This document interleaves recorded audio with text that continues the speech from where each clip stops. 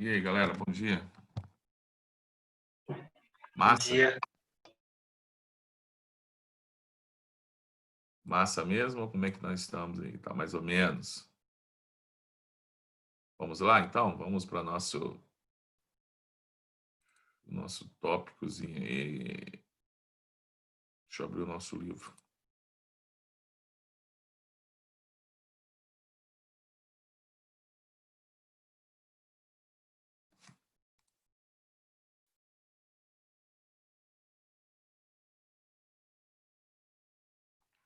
Para universitário. Galera, nós hoje vamos falar sobre transferência de calor. Perfeito? Então, hoje, nosso tópico hoje é transferência de calor. Capítulo 3. Livro 3. Nossa última aula nós não conseguimos falar sobre transferência de calor, nós trabalhamos um papozinho aí e agora a gente vai falar sobre transferência de calor. Então, transferência ou propagação de calor, aula 12. Eu vou dar minha aula hoje, aula 12 e aula 13. Tá? 12 e 13 vai ser a mesma coisa. Deixa eu pegar e mostrar para vocês lá no livro também, pegar o livro 4 também. Livro 3, livro 4. Eu abri o livro 4 para mostrar para vocês. Então, no final da minha aula de hoje, no final do meu slide, nós, propagação, então, aula 13, tá vendo? Então, aula 12 e aula 13 do livro 4. Tá? Então, quer dizer que no final dessa aula, vocês terão condições de fazer tanto a aula 12 quanto a aula 13. Tanto a última aula do livro 3 da Física 1, quanto a primeira aula do livro 4 da Física 1. Lembrando que julho era para a gente estar terminando o nosso livro 3, para depois do recesso começar o nosso livro 4.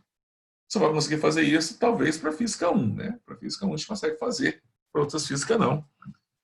Porque a gente ficou um tempo com um número reduzido de aulas também, né? Então, são 4 físicas, é complexo eu conseguir concluir. Show? Então, vamos lá? Qualquer dúvida, podem perguntar sem nenhum problema. Eu parei o compartilhamento, eu vou abrir o meu slide de transferência de calor para a gente. Pré-CCR, Física, Termologia, transferência de calor. Eu tenho exercício também para a gente, tá? Exercício para que vocês, fora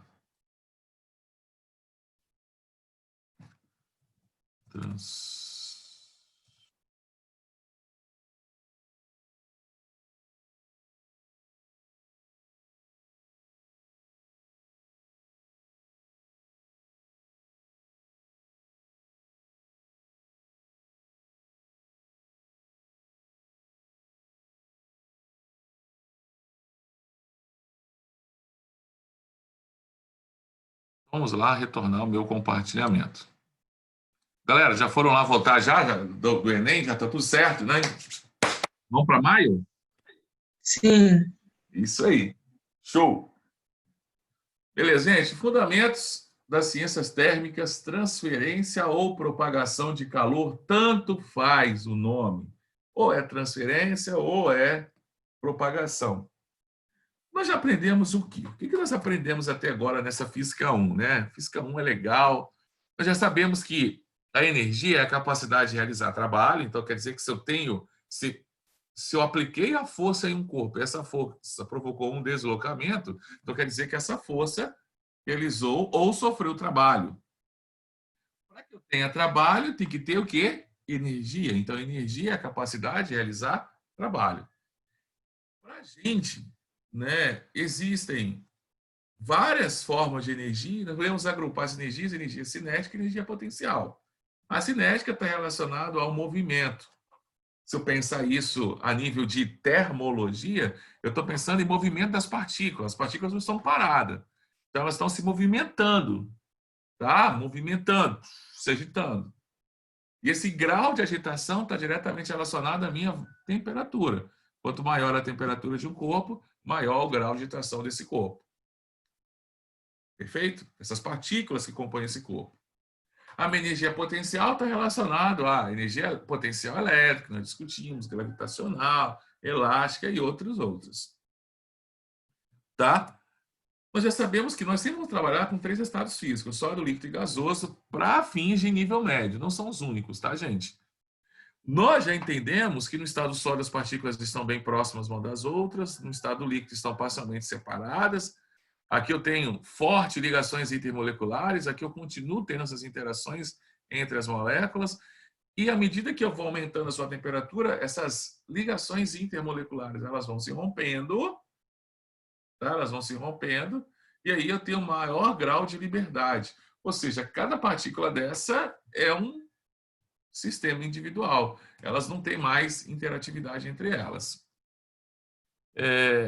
Nós aprendemos que a lei zero da termodinâmica, que se eu coloco 2 corpos de temperaturas diferentes, o de maior energia térmica vai ceder para o de menor. E esse processo de transferência de energia é que eu chamo de calor. E quando esses corpos adquirem a mesma temperatura, eu digo que eles estão em temperatura de equilíbrio, de giro equilíbrio térmico. Essa temperatura ela é sempre menor do que a maior temperatura e ela é maior do que a menor temperatura. Então, ela está ali entre as 2 temperaturas. Como assim, professor? Suponhamos que aqui eu tivesse 30 graus Celsius e 10 graus Celsius. Show? Então, a minha temperatura de equilíbrio estaria entre 30 e 10. Então, ela é maior do que 10, porém, ela é menor do que 30. Ela ficaria ali. Tá? Então, essa aqui é uma ideia intuitiva que nos serve para excluir algumas alternativas mais à frente. Tá?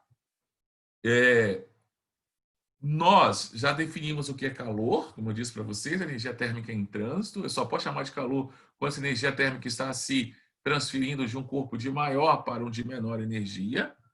Tá? Eu vou medir essa energia em transferência. Eu posso usar a caloria, que é o mais comum, mas eu posso usar os joules, mas eu posso usar também o BTU. O BTU é a medida inglesa, lembra? Discutimos, né, medidas inglesas, mas é a medida inglesa. Inclusive, o ar-condicionado vem em BTU. Por conversão, nós trabalhamos que quando o corpo recebe calor, eu chamo aquele Qzão que representa a quantidade de calor que o corpo está representando, está recebendo ou cedendo, eu chamo de Qzão.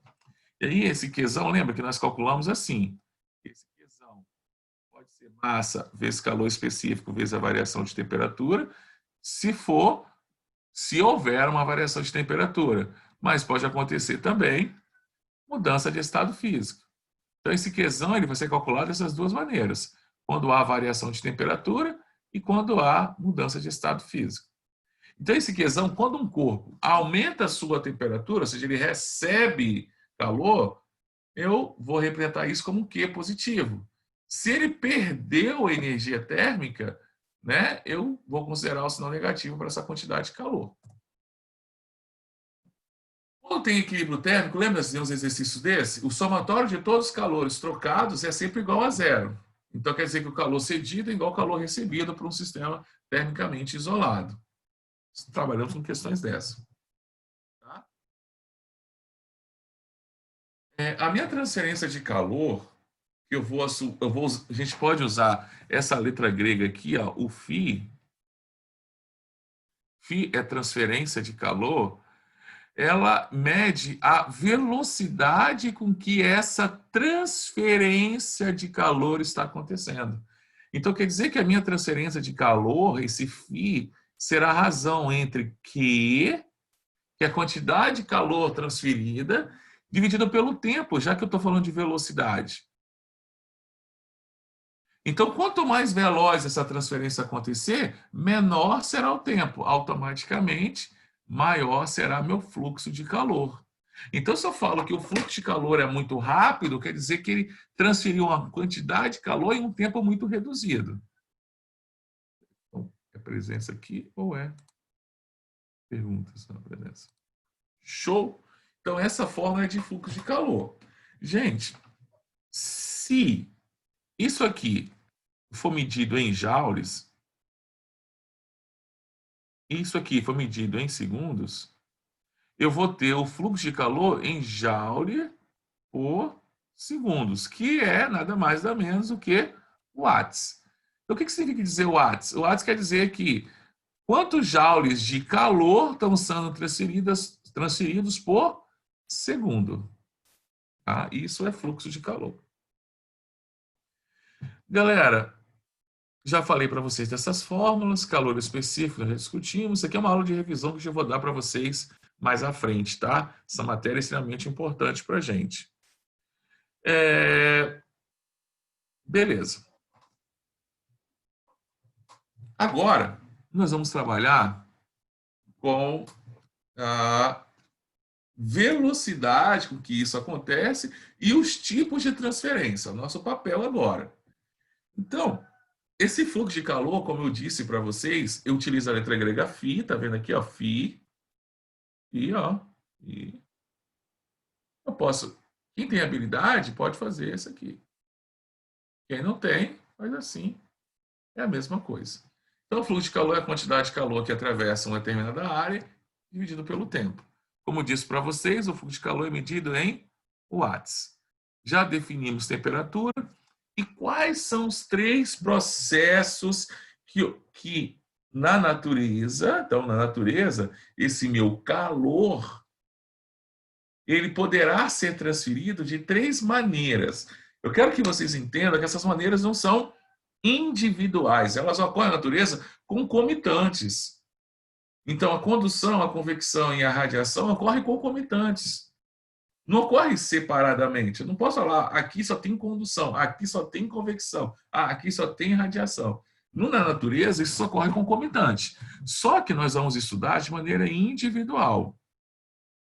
Tá?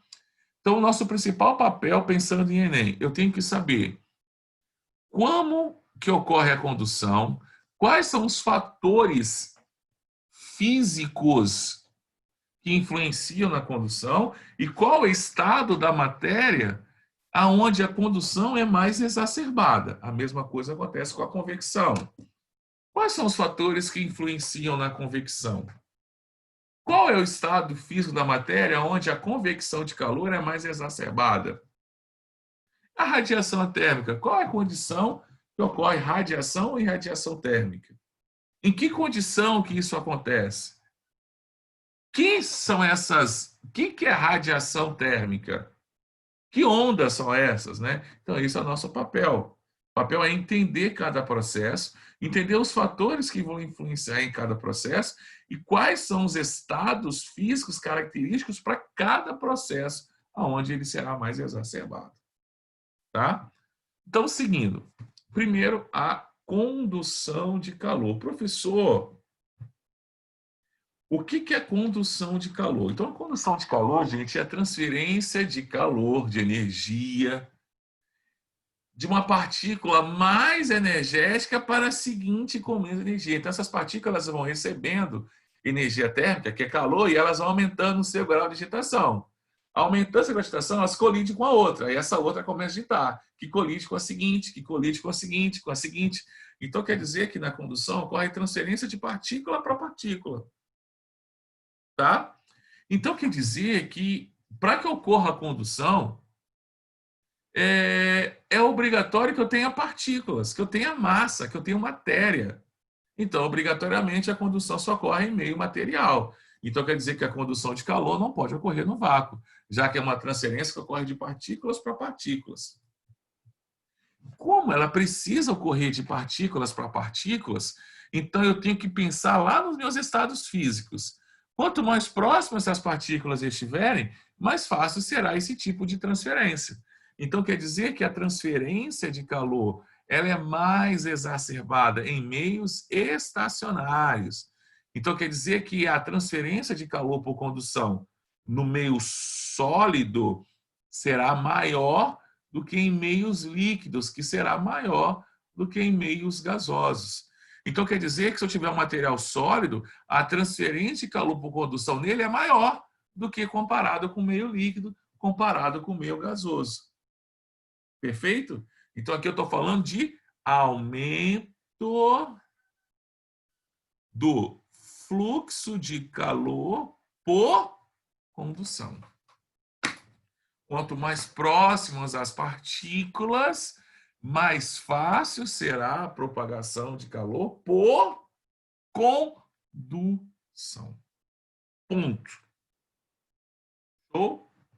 Galera, aqui eu tenho um GIF para mostrar para vocês. Então, vamos colocar esse GIF aqui. Ó, eu estou fornecendo calor. Aí, se a gente fosse aumentar isso aqui, ó, aumentar isso aqui algumas milhares de vezes, o que a gente iria enxergar?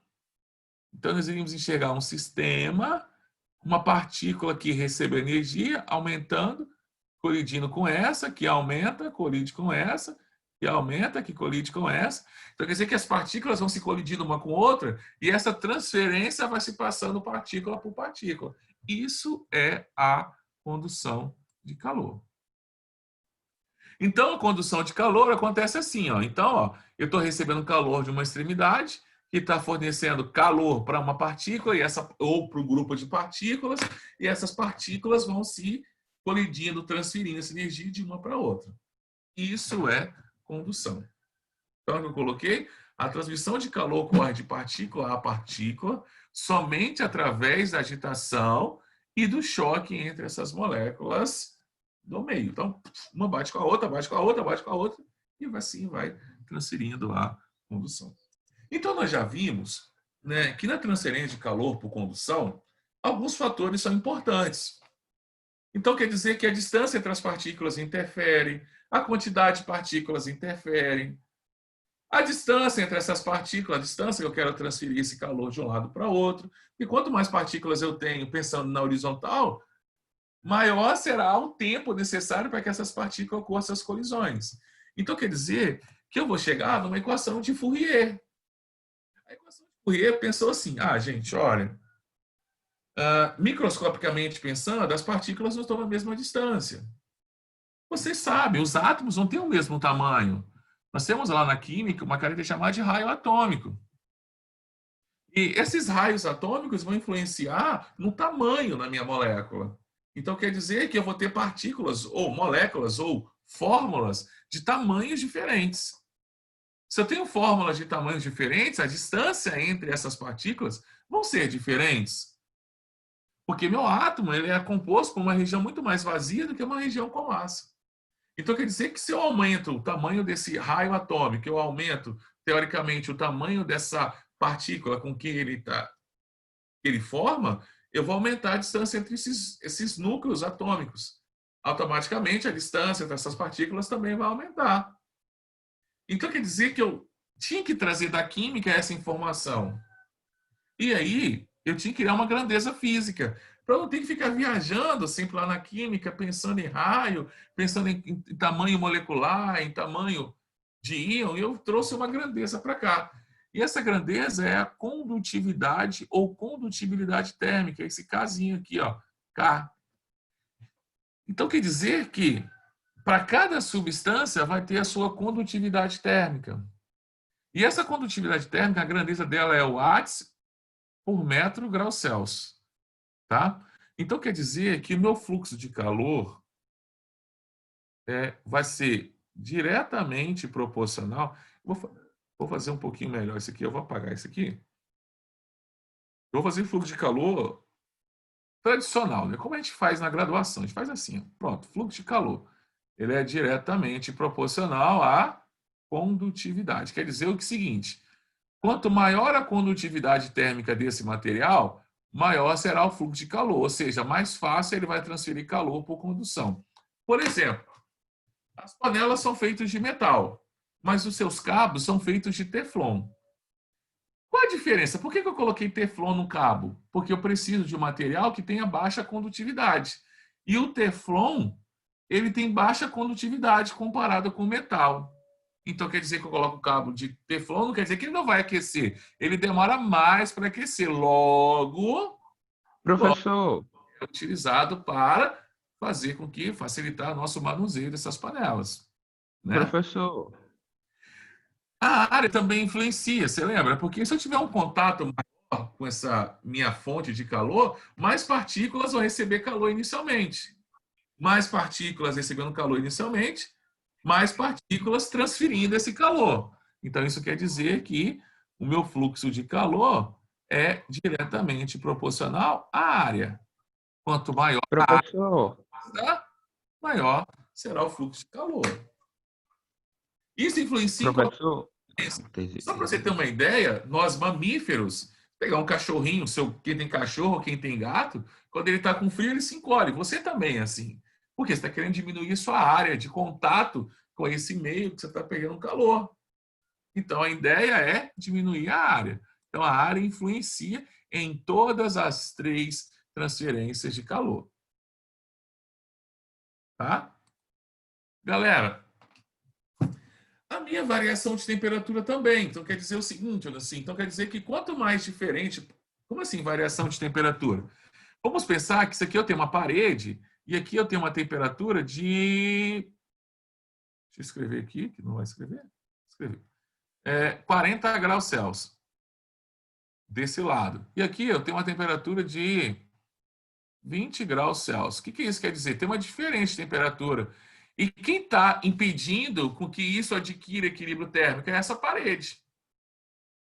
Essa parede está impedindo que eu tenha esse equilíbrio térmico. Se eu arrancar essa parede, com o tempo vai ter o equilíbrio térmico. A temperatura exterior e interior vão ter a mesma temperatura. Quem está impedindo? Essa parede. Então, quer dizer que nós sabemos que a energia sai da onde que tem mais para onde que tem menos. Isso é espontâneo. Então, meu calor está passando para onde tem menos temperatura. Isso aqui, ó, Qzão, quantidade de calor. Então, a quantidade de calor que vai ser transferida também é diretamente proporcional à variação de temperatura.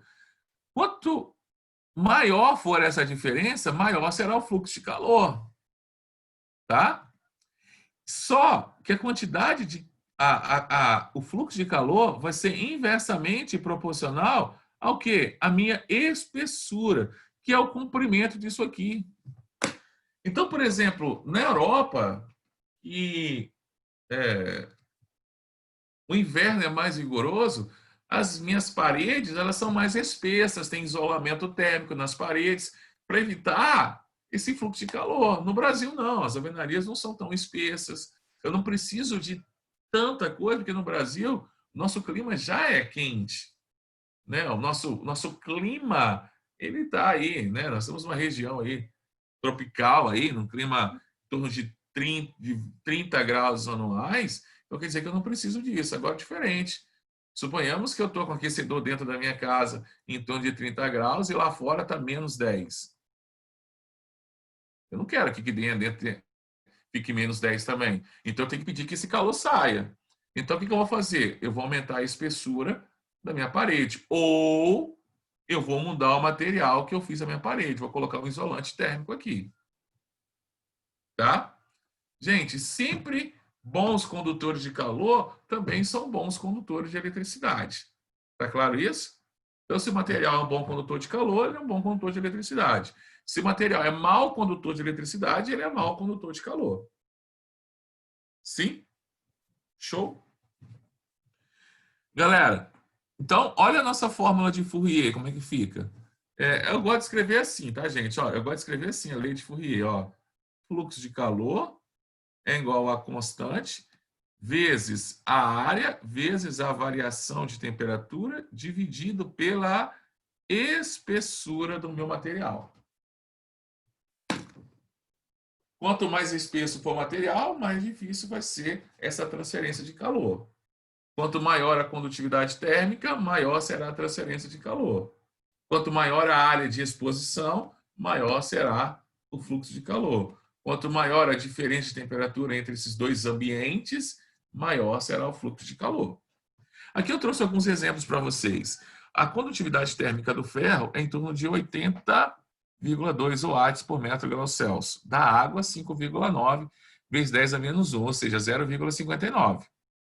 Já do ar, 0,026 watts por metro grau Celsius. Estão vendo que a medida, ó, sólido, líquido e gasoso. Vocês estão vendo que a minha condutividade térmica aumenta também? Está vendo? Que aumenta com o meu estado físico. Então, quer dizer que, por que meu estado sólido, o fluxo de calor por condução é mais eficiente? Porque eles têm maior condutividade térmica. Tá claro?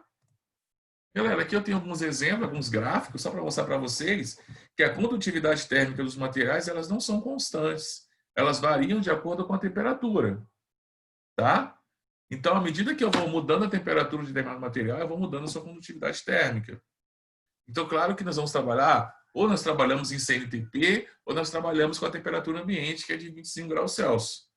Para trabalhar com todas as substâncias no mesmo valor de temperatura. Porque senão eu vou ter problema, né?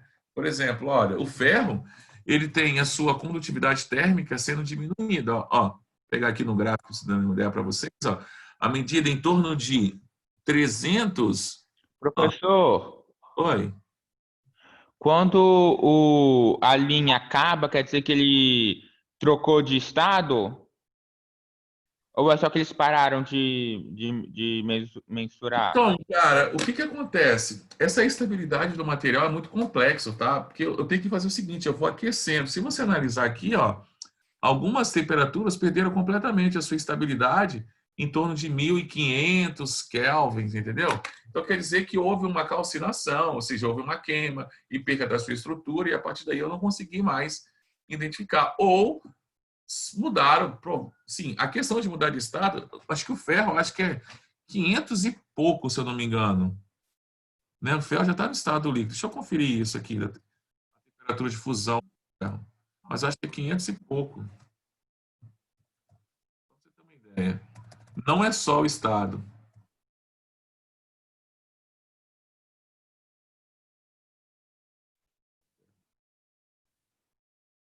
Olha lá, 1538. Vamos colocar isso mais 287, está em torno de 1800, né? 1800 do ferro, ó, você viu que eu já passei de 2000, ó, e ainda tem o valor. Você está vendo? Você viu que teve uma inflexão aqui no ferro? Provavelmente essa inflexão aqui foi quando ele mudou de estado físico.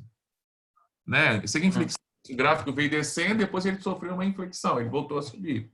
Então, acredito que pode... Não, eu Hã? fiquei em dúvida, porque talvez na mudança de fase ele podia ter uma abrupta mudança de condutividade térmica, mas pelo menos continua, É isso aí. mesmo trocando a direção.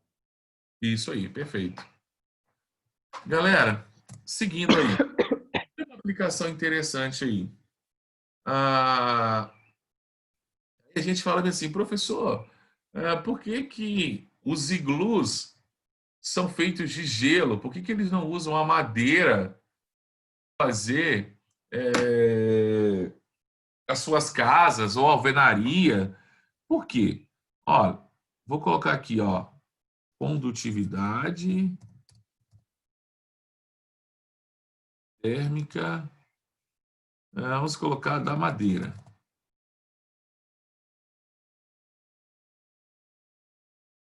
Madeira, 0,17.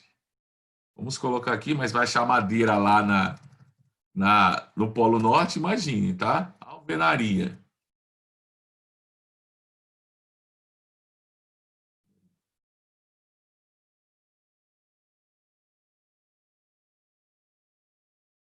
Metal, pedra, alvenaria, tijolo. Ó, condutividade seco em torno de 0,6 a 0,7. E molhado, vai estar lá no Polo Norte, né? Pensar 1,2 aproximadamente. Olha do gelo, 1,8. Então quer dizer que eu tenho material abundante lá no Polo Norte, que é o gelo, e tem uma condutividade térmica bem próximo da alvenaria, molhada, que seria 1,2. Então, para que eu vou fazer de alvenaria, que seria muito mais trabalhoso eu fazer? Não imagina no Polo Norte, eu sou nativo de lá, né? Os esquimós nativos lá, são nativos de lá. Imagine eles desenvolveram técnicas de alvenaria, fazer tijolos, todo esse processo. É quase inviável fazer lá, sendo que lá tem gelo. E olha a condutividade térmica do gelo. Baixíssima, 1,88. Então quer dizer que o iglu, ele é um bom isolante térmico, né? Então quer dizer que dentro dos iglus a temperatura vai estar mais amena do que fora desse iglu, porque o gelo, ele é um isolante térmico. Quer queira, quer não, ele é um isolante térmico. Interessante, né? Faltou alguma coisa? Deixa eu ver aqui.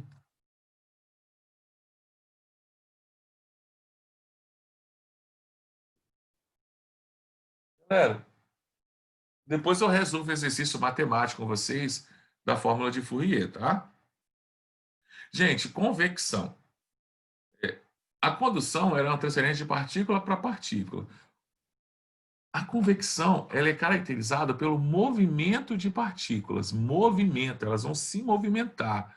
Professor, como assim se movimentar? Não entendi essa palavra movimento. Essas partículas, gente, vão fazer isso aqui, ó. Elas vão se movimentar. Elas estão recebendo calor aqui embaixo, energia, vão ter mudança de densidade e elas vão subir. Então, quer dizer, olha só o que é densidade. Densidade não é massa sobre volume. Quando um determinado material recebe calor, então se ele recebe calor, ó, se o calor recebe, o que acontece com o seu volume? O seu volume aumenta. Se não mudar de estado, o seu volume aumenta. Se o seu volume aumenta, a sua densidade, ó, diminui. Então ele fica menos denso, então ele vai subir. Então a convecção, ela é caracterizada pela transferência de massa, já que a matéria está subindo, por alteração de densidade. São dois fatores importantes para a gente. Então eu tenho uma transferência de energia com movimentação de massa com alteração de densidade. Então, gente, se vai movimentar uma massa, materiais sólidos, não pode acontecer isso. Já pensou? Estou segurando um cabo de uma panela de telefone, daqui a pouco esse cabo já está em outro lugar? Não vai acontecer isso. Né? Então, em materiais sólidos, não ocorre a convecção. A convecção é característico de fluidos. Fluidos. Quando eu falo de fluidos, nós estamos pensando em quem? Líquidos e gases. Perfeito? Galera, então olha só como é que ocorre o processo de convecção natural. Então o fluido recebe calor, diminui sua densidade, então ele vai para cima. Lá ele perde calor, aumenta a sua densidade, porque o seu volume diminui e ele desce. Aí ele faz esse processo. Recebe calor, sobe, perde calor, desce, recebe calor, sobe e fica formando o que nós chamamos de corrente de convecção. É isso que faz a panela, quando está com água, ferver e ficar borbulhando, aqueles movimentos turbulentos, como se fosse uma corrente. Aquilo são correntes de convecção. Existe convecção natural e a forçada, como acontece aí no secador de cabelo, né, que é induzida por ventos, né, uma bomba fazendo com que esse vento carregue mais rapidamente esse aporte de calor. Galera, tem como calcular também. Só que o cálculo de resfriamento por convecção nunca vi cair a nível médio, mas existe fórmula também. Então eu posso pensar o seguinte, ó, esse aqui, ó, é a mesma coisa que eu escrevesse assim, ó. Então quer dizer que o fluxo de calor por convecção é igual a uma constante, que é um coeficiente de transferência, isso é uma constante, o exercício daria isso, vezes a área, vezes a variação de temperatura. Então, de novo, a minha convecção também depende da área e depende do meu material. Então, quer dizer que a convecção em materiais diferentes será diferente também, porque existe uma grandeza, que é o coeficiente de transferência convectiva relacionado a cada material. Tá? Mas eu quero que vocês saibam aqui que a convecção... O que é importante para o Enem? Que a convecção só ocorre em fluidos, importante 1. Importante 2. Importante 2, que a convecção se dá por alteração de densidade, importante 2. Importante 3, que a convecção se dá transferência de massa. As massas, então uma grande quantidade de massa sendo mudada de posição. Galera, aqui é aquela constante de convecção, né?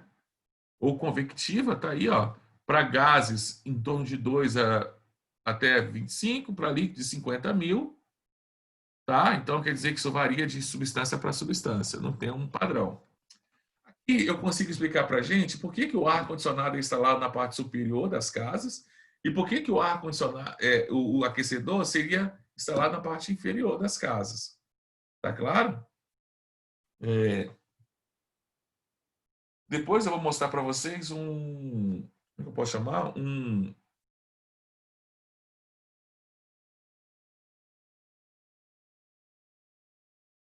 simulador, né? Fazer um simulador para gente, para que vocês possam entender isso um pouco melhor, como que acontece. Inclusive, eu tenho simuladores de tudo aqui.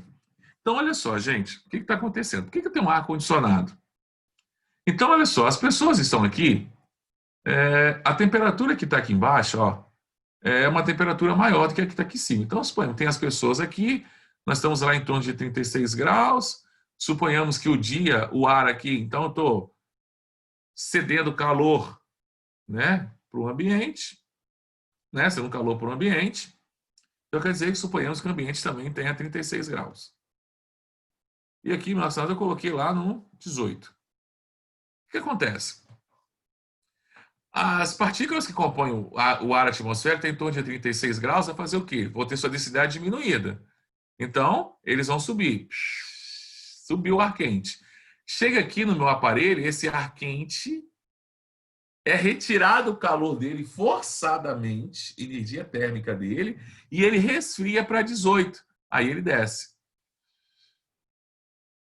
Quando ele desce, ele está a 18, meu corpo está a 36. Eu vou ceder calor para ele, ele vai novamente aquecer, e aí ele vai subir. Então, esse processo acontece continuamente. Por isso que quanto mais pessoas eu tenho numa sala, mais potente precisa ser meu ar-condicionado. Se eu não tenho ninguém na sala, a sala resfria muito mais rápido. De acordo com a temperatura ambiente, está lá fora também, né? Isso vai influenciar também, porque além de você ceder calor, o ambiente também cede calor. Então, suponhamos que eu tivesse aqui no ambiente uma temperatura de 40 graus Celsius. Então, além de você, o ambiente está cedendo calor, o ambiente externo está cedendo calor para dentro da sua sala. Então, esse ar vai aquecer mais rapidamente. Então, ele vai subir mais rapidamente. Então, cada vez mais, eu preciso de um ar-condicionado mais potente. Do nosso canto direito, eu tenho aqui o que nós chamamos de brisa marítima. O que é essa brisa marítima? Como o calor específico do... Vou explicar isso aqui, a gente para e a gente continua isso na nossa próxima aula, tá, gente? O que eu quero explicar para vocês? O calor específico da Terra é maior do que o calor específico do oceano.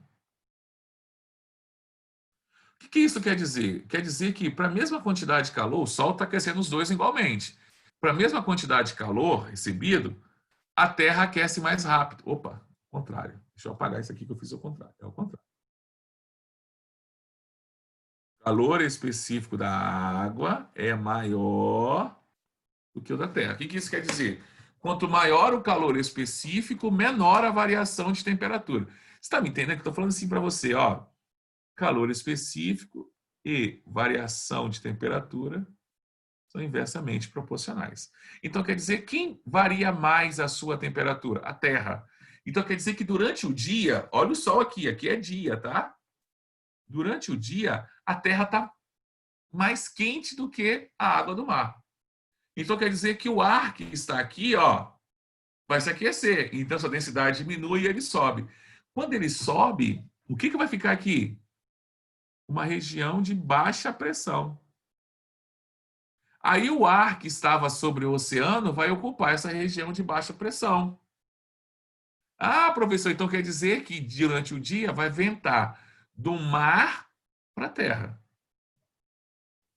Só que tudo que aquece rápido esfria rápido. À noite, o sol não está lá mais para fornecer calor. Então quer dizer que, como a Terra aqueceu mais rápido, ela esfria mais rápido. Como o oceano demorou o dia todo para aquecer, provavelmente vai demorar a noite toda para esfriar. Então quer dizer que à noite o oceano está numa temperatura maior do que a temperatura da Terra.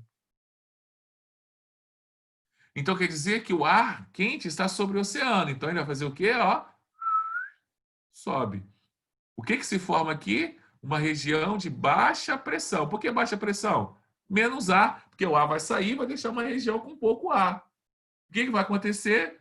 O ar que estava sobre o continente vai ocupar aquele espaço vazio do ar que estava sobre o oceano, saiu.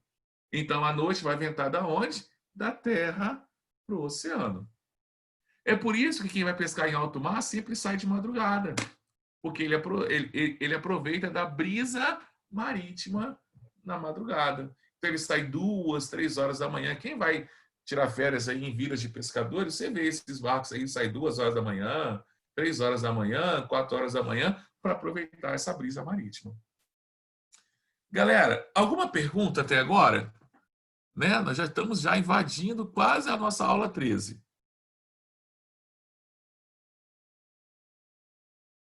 Então, Gabriel, eu não sei te responder isso agora. Nós vamos ter uma reunião, nós temos um recesso de uma semaninha para a gente poder fazer alguns ajustes. Vocês responderam várias pesquisas, né, gente? Várias pesquisas, vários questionários, né? Fizeram pesquisa com vocês, com os pais, então a gente precisa nos adequar. Então, esse recesso de uma semana é para fazer essas adequações. A gente não vai parar. A gente precisa nos reunir para poder ajustar algumas coisas. E aí, Gabriel, eu acredito que vai entrar na pauta também essa assistência para vocês. Porque amanhã a gente já tem o resultado do plebiscito do Enem, para saber quando é que ele vai ser. Então, essa data vai influenciar em muitas ações nossas, principalmente com o terceiro ano e o aluno do pré. Então, eu não sei te responder isso agora. A gente vai ter reuniões, né, sucessivas para a gente traçar nossas metas, tá massa? E aí, depois a gente passa para vocês, né? Vocês fizeram bastante questionamentos, né? Sobre alguns aspectos, como que deve ser, como é que está sendo, como é que não está errado, como é que está isso, como é que está aquilo, e a gente vai se ajustar agora nessa semana. Então, essa semana, assim, é para vocês respirar um pouco, partiu o Enem. A gente não sabe quanto que vai ser, né? De amanhã sai, está previsto para amanhã. Se vai sair ou não, não sei. O previsto é para amanhã. Tá? Para ver qual é. Gente, um forte abraço. A gente continua isso. Acho que amanhã nós temos aula de novo. Vamos continuar. Aí eu faço exercício para vocês. E aí vocês já vão matar já a tarefa online do capítulo da aula 12 e aula 13, lá da Física 1. Depois vamos para a Física 2. Galera, ó, um forte abraço. Tamo junto. É ótimo estar com vocês. Tá massa? Ó, valeu. Fui.